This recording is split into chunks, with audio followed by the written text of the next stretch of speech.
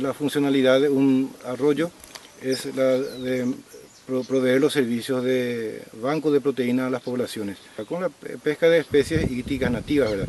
Pues la gente pescaba normalmente mandií, pico de pato, tres puntos, surubí, dorado, inclusive en la cuenca alta, donde nace, que es en la zona de Isla Ju, se proveía antiguamente los pobladores de carpincho, yacaré, que eso pasaba a ser parte muy importante en la dieta de las familias rurales. Actualmente toda esa fuente de proteínas que las familias rurales puedan conseguir está prácticamente en estado crítico, digamos. Estamos en el arroyo Montuoso, en el cauce mismo del arroyo Montuoso, a 7 kilómetros de la ciudad de Pilar, al norte por el trazado de la ruta Cuarta Vieja. Ustedes pueden observar que en este momento de sequía prácticamente el arroyo desapareció. Existen actividades antrópicas que hicieron que este arroyo como tal pierda su funcionalidad. Solamente en forma temporal este arroyo ahora tiene peces que la gente puede consumir. Tiene su naciente en un gran humedal que se le llama estero montuoso. Este estero fue canalizado hace unos 10 o 15 años y también dejó de proveer todas estas fuentes de proteínas para las familias locales. Los grandes peces de interés comercial como el surubí, el pacú, el dorado, ingresaban por este arroyo y iban a su gran cuenca, que es de unas 120.000 hectáreas, que se encuentra de acá a 10 kilómetros, y ahí se procreaban. Todo eso terminó cuando se hizo una canalización del estero montuoso y cada año tenemos un poco de sequía y el arroyo queda así. Lo mismo pasó con el arroyo hondo y también está sucediendo ahora con el estero Cambá por el impacto de cultivos extensivos que se están teniendo con el tema de las arroceras. A fines del 2010, entre septiembre, octubre, noviembre, se recibieron las primeras noticias de la plantación de arroz en la zona de Tacuaras, en el kilómetro 60 de la ruta Pilar-San Ignacio. Los pobladores informaron de ese trabajo a la gente que está con la cuestión ambiental y se realizaron las primeras manifestaciones públicas por los medios radiales de la zona. Fueron uniéndose más los comités de agricultores, comités de productores. Después se formó un grupo ambientalista y de a poco se fueron uniendo los municipios, primero del área afectada con esta plantación ilegal de arroz sin licencia ambiental de la SEAM, y también asociaciones que no tienen que ver directamente con el tema ambiental, pero que se adhirieron a esta manifestación de protesta de la ciudadanía.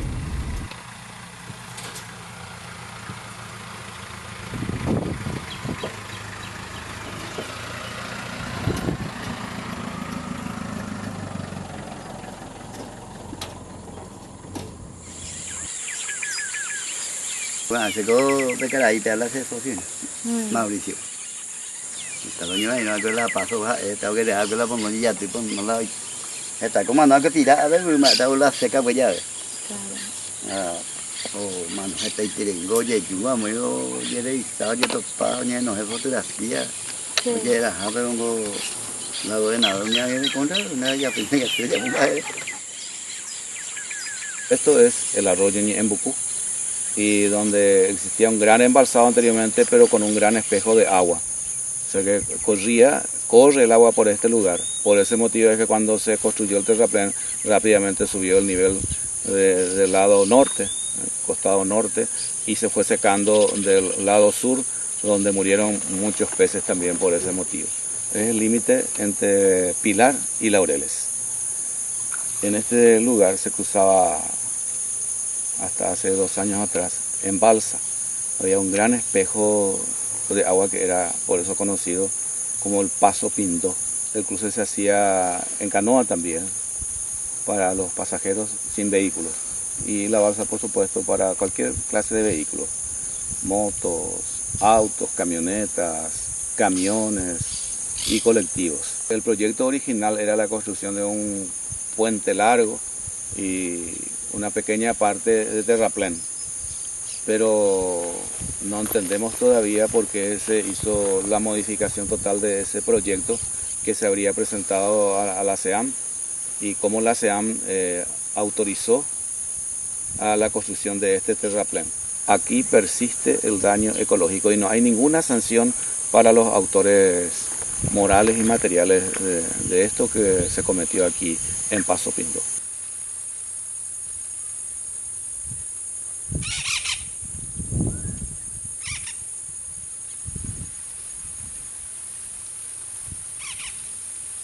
El arroz es un grano asiático, muy esquilmante en el uso de los minerales del suelo, como el fósforo, que es un bien escaso en el Ñembucú.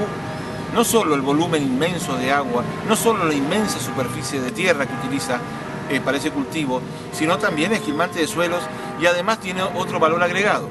Vienen los agroquímicos. Los agroquímicos en zonas de humedales, en zonas de agua, tendrían que estar prohibidos. Cuando el primer arrocero ilegal estuvo en Potrero González, en la zona justamente alta del cerrito, Loma Alta, nosotros hicimos un recuento de tahuató caracoleros. Tahuató caracolero es un ave que se alimenta de caracoles y es un indicador ambiental, porque de la abundancia, dado que es un animal abundante y comedor de caracoles, y los caracoles son bioconcentradores de venenos, es decir, aguanta una cantidad de veneno muy superior a la que podría aguantar un humano. Como el carao, tahuató caracolero, por ejemplo, son comedores de caracoles, fueron los primeros en desaparecer. Y después de la fumigación que se hizo en la zona de Potrero González Santa Clara, el arrocero ilegal que generó toda esta polémica, no había más tahuató caracolero, no había más carao, no había más cuervillos de cañada. En marzo del 2011 se forma lo que se llegó a denominar Unión de Organizaciones Ciudadanas del Ñembucú, cuyo lema es Salvemos los humedales. Como los mismos arroceros se burlaban de nosotros diciéndonos que nosotros no queríamos el progreso, sino que queríamos mantenernos en el atraso, que queríamos seguir utilizando el cachiveo, y ahí surgió la idea, bueno, el cachiveo es nuestro símbolo de lucha por nuestra cultura esterana de los que habitamos el departamento de Ñembucú. Y se formó entonces la Unión, la UOCN. Y a través de la UOCN encaminamos después todas las acciones, todos los reclamos ante el Ministerio Público, ante la propia Corte Suprema de Justicia, ante la Fiscalía General del Estado, ante todas las instituciones a las que podíamos llegar. Y fue así que en algunas instituciones conseguimos el respaldo necesario, resoluciones favorables a la necesidad de preservar los humedales y evitar las fumigaciones con agrotóxicos. Así de a poco se fue agrandando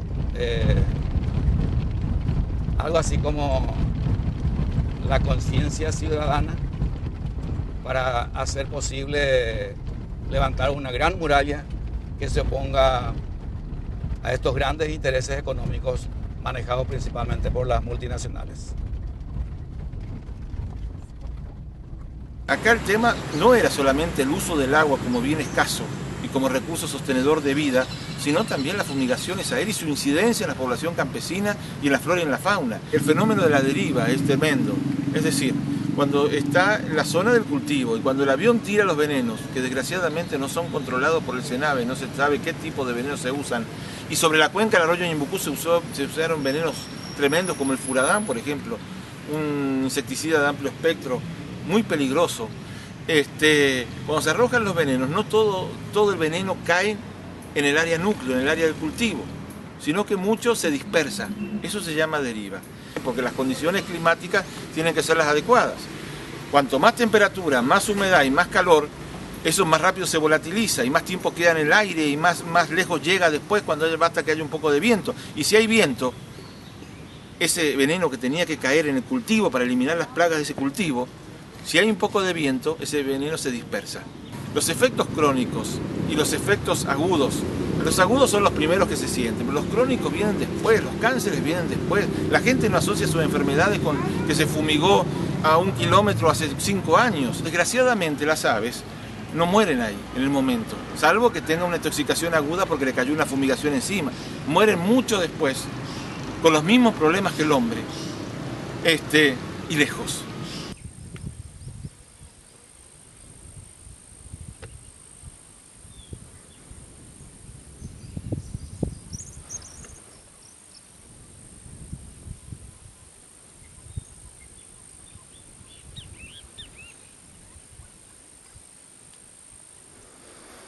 En el departamento de Ñembucú tenemos como 60 kilómetros de canalización que hemos identificado mediante tecnología satelital.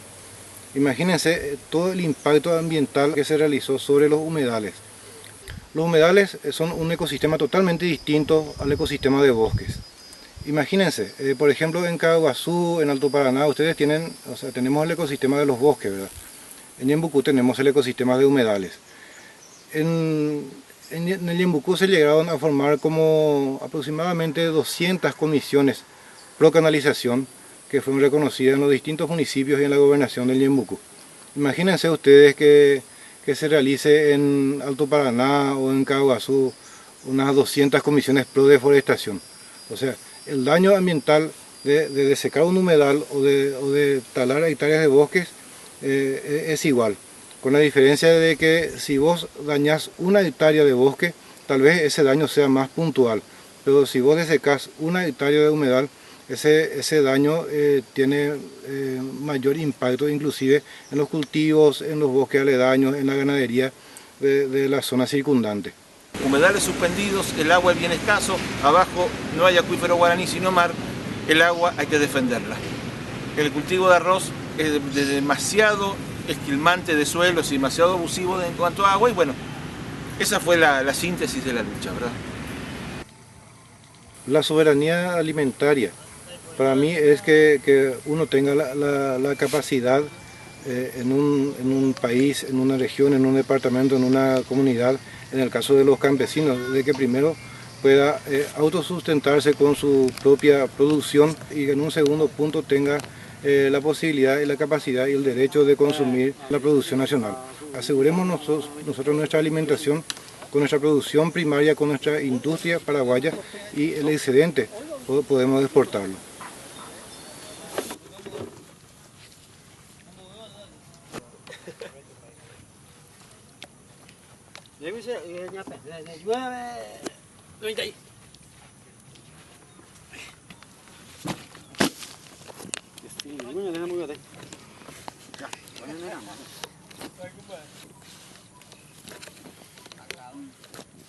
Ya queda bien.